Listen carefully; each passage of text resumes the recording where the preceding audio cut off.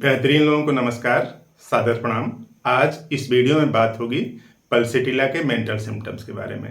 Pulsatilla एक पॉलीक्रिस्ट homeopathic medicine है जिसका स्फीयर ऑफ एक्शन समझना थोड़ा सा आसान हो जाता है जब इसके आप मेंटल सिम्टम्स के बारे में जानकारी रखते हैं। तो देखिए, जो पल्सेटिला है इसका कॉमन नेम क्या है? सीप्स रेमडी। जो भेड़ होती है, भेड़ का नेचर देखिए इस तरह से है कि दूसरे के कमांड को आसानी से फॉलो करती है। एक डंडा इधर थोड़ा सा पटकते हैं जमीन पर तो दूसरी तरफ मुड़ जाती है, यानी उसका नेचर सुकोमल सा है। यानी एक ऐसी महिला जिसका नेचर मृदुभाषी है, सुकोमल सा है और जल्दी से वीपिंग टेंडेंसी है, जल्दी से रोने लगती है।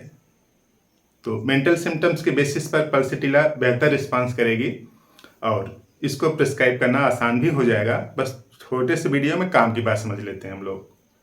तो देखिए, जो पल्सेटिला है इसको ओपन एयर चाहिए, खिड़की दरवाजे खुले होने चाहिए।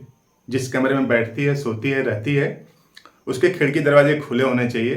फ्रेश हवा आनी चाहिए। जो हवा आए उसमें नमी नहीं होनी चाहिए, हवा फ्रेश होनी चाहिए, ऑक्सीजन होनी चाहिए उसमें, तब इसको कंफर्टेबल महसूस होता है। तो पेशेंट सीक्स ओपन एयर, हमेशा इसको ओपन एयर, खुली हवा चाहिए। खिड़की दरवाजे जरा सा भी बंद हुए तो इसको दिक्कत बढ़ जाती है, इसको अनकंफर्टेबल साउंड लगने लगता है। Always feels better in open air, open air में अच्छा लगता है इसको। दूसरा सिम्टम्स कुछ इस तरह से है कि वीप्स इजली लाइक सिंपैथी। इसको लगता है कि सभी लोगों ने सताया है इसको, या फिर अपनी जो बात है कह नहीं पाती है। दूसरों लोगों की इज्जत करती है या फिर कुछ किन्हीं कारणों से अपनी बात को पूरी कह नहीं पाती है। बात करते करते रोने न लगना, वीपिंग टेंडेंसी है। और कोई कहे कि नहीं नहीं ऐसा नहीं होना चाहिए, या फिर कोई बात कर रहा है तो भी कोई कहे कि नहीं ऐसा नहीं होना चाहिए था, ऐसे आपके साथ गलत हो गया, तो भी आंखें डबडबा जाती हैं, रोने जैसी सूरत हो जाती है। तो आसानी से यानी जल्दी से रो देना या फिर अपनी बात कहते कहते भी रोने लगना, वीपिंग टेंडेंसी है। और तीसरा सिम्टम्स कुछ इस तरह से, सिम्टम्स ऑलवेज चेंजिंग। जो सिम्टम्स हैं वो हमेशा चेंज होते रहते हैं, इसीलिए इसको अप्रैल डे भी कहा गया है। सिम्टम्स चेंज होना मतलब कि पेन जो है, जैसे मान लीजिए यहाँ पे पेन एक जगह से दूसरी जगह चेंज हो रहा है। यानी अभी कलाई में पेन हो रहा है, रिस्ट में, फिर शोल्डर में होने लगा, फिर पैर में, यहाँ इस तरह से। तो हमेशा इसका चेंज हो रहा है। सिम्टम्स जितने भी हैं सब चेंज हो रहे हैं। और खास बात, जो पेन है एक पार्ट में खत्म होता है तो दूसरे पार्ट में अपीयर हो जाता है। अपीयर होने में तुरंत अपीयर हो जाता है, लेकिन खत्म होने में टाइम लगता है। तो जो पेन है वो चेंज हो रहा है। और सिम्टम्स अगर चेंज करने की बात करें तो केवल पेन ही नहीं शिफ्ट हो रहा है, इसका माइंड भी जो है उसमें भी चेंजिंग डिस्पोजिशन है।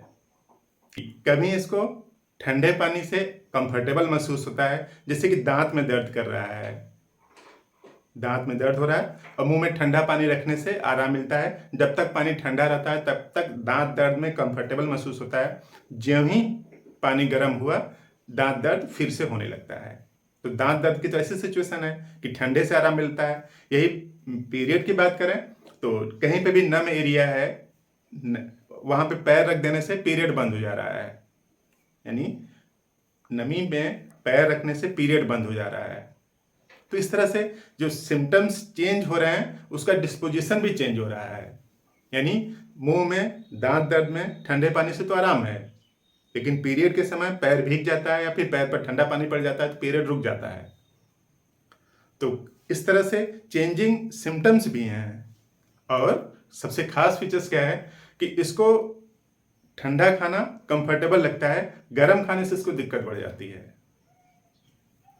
जैसे ताज़ा अभी गर्म खाना खा लिया तो इसकी दिक्कत बढ़ जाएंगी, या फिर गर्म खाना में यूँ समझ लीजिए कि जैसे ऐसे मटेरियल जिसमें कि मसाले तेल ज़्यादा हैं या फैट सब्सटेंस ज़्यादा है, फैट वाला मटेरियल या फिर तेल मसाले वाला मटेरियल खा लेने से भी इसकी दिक्कत बढ़ जा रही है।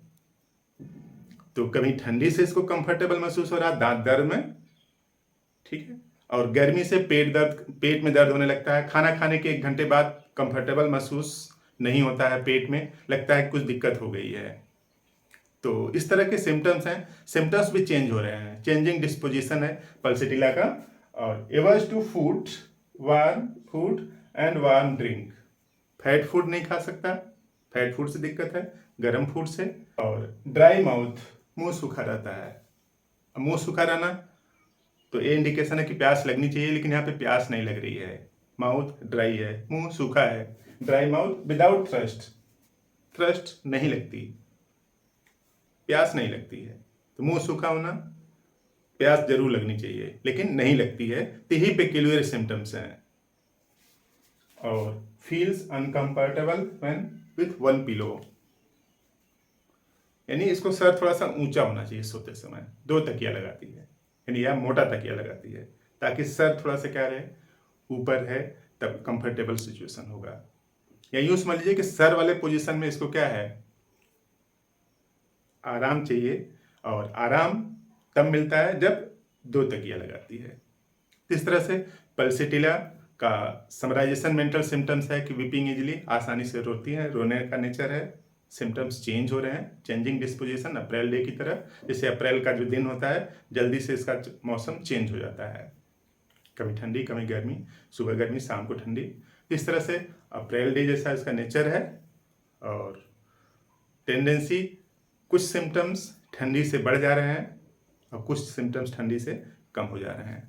इस तरह से पल्सिटिला का यूज़ कर सकते हैं आप मेंटल सिम्टम्स बेसिस पर, बेहतर रिस्पांस करेगी। पल्सिटिला आप 30 पोटेंसी की दवा ले लें, सुबह 4 बूंद जीभ पर लें। पल्सिटिला सुबह लेंगे तो ज़्यादा अच्छा रिस्पांस करता है, क्योंकि शाम को इसका एग्रीवेशन पीरियड है, शाम को एग्रीवेट कर जाती है। इस तरह से काम की बात कुछ समझ में आई तो इस वीडियो को शेयर कर दें और लोगों की इन्फॉर्मेशन बढ़े। आपने पूरा वीडियो देखा, थैंक यू।